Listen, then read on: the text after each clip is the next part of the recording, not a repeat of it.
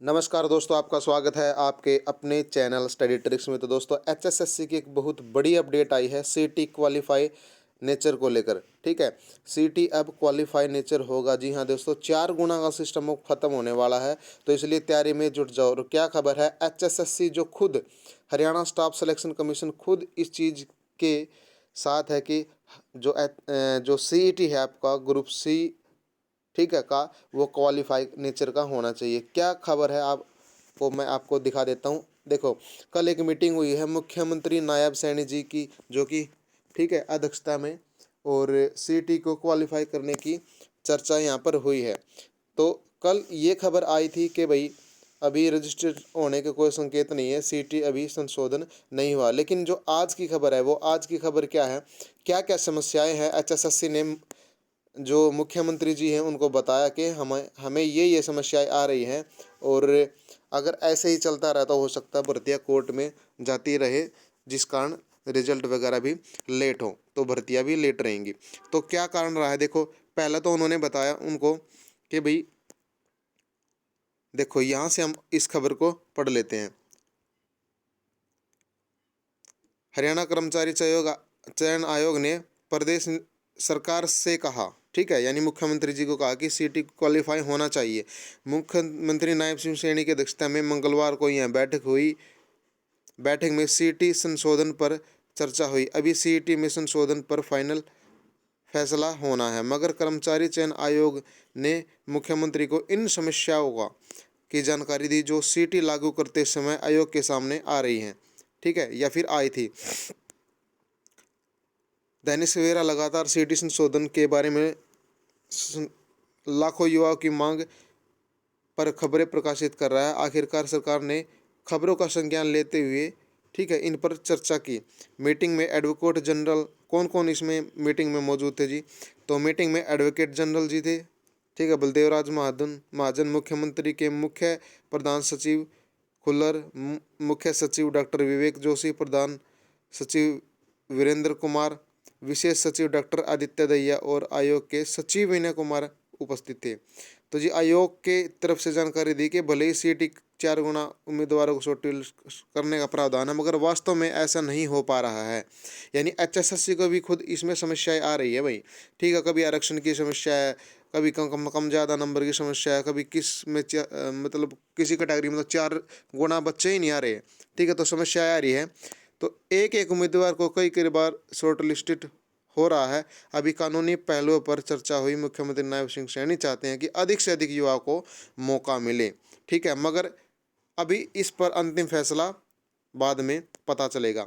अब देखो यहाँ पर क्या, 4 गुना शॉर्ट लिस्ट की शर्त में एक उम्मीदवार कई कई बार आ रहा है। तो इसमें क्या हुआ कि यहाँ पर ग्रुप नंबर 56 में 7185 पोस्ट थी, जिसमें यूनिक उम्मीदवार 13,675 ही आए, यानी 2 गुना भी नहीं आए।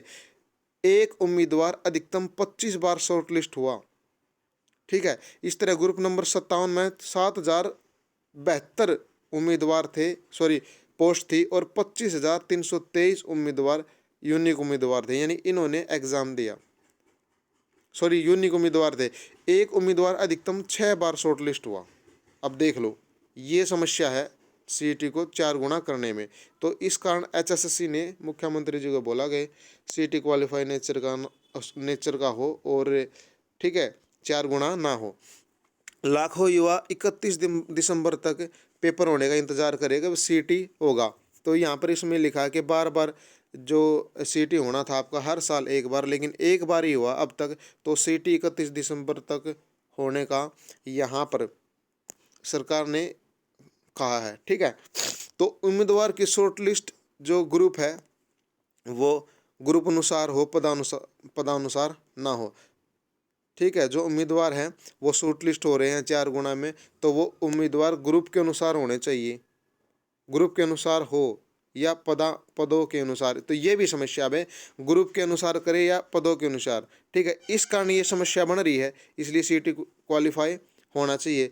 अब जेबीटी का रिजल्ट निकलना चाहिए भाई, ये भी इसमें एक मांग है इसके एडिशनल, ठीक है। आरक्षण भी एक मुद्दा, सीईटी क्वालिफाई करने से समस्या का हल हो सकता है।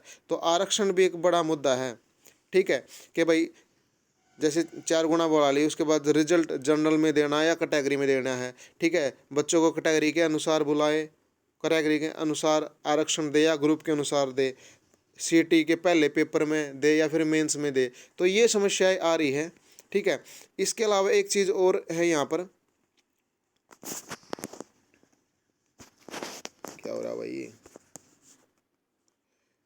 कुल पद 24,420 के लिए 50,566 यूनिक माद शॉर्ट लिस्ट हुए हैं, यानी कि 24,420 जो पद भरे गए हैं अभी, जिनका रिजल्ट आया, तो वो कितने उम्मीदवार शॉर्ट लिस्ट हुए उसमें 50,566, यानी लगभग 2.25 गुना ही कैंडिडेट ने एग्ज़ाम दिया है।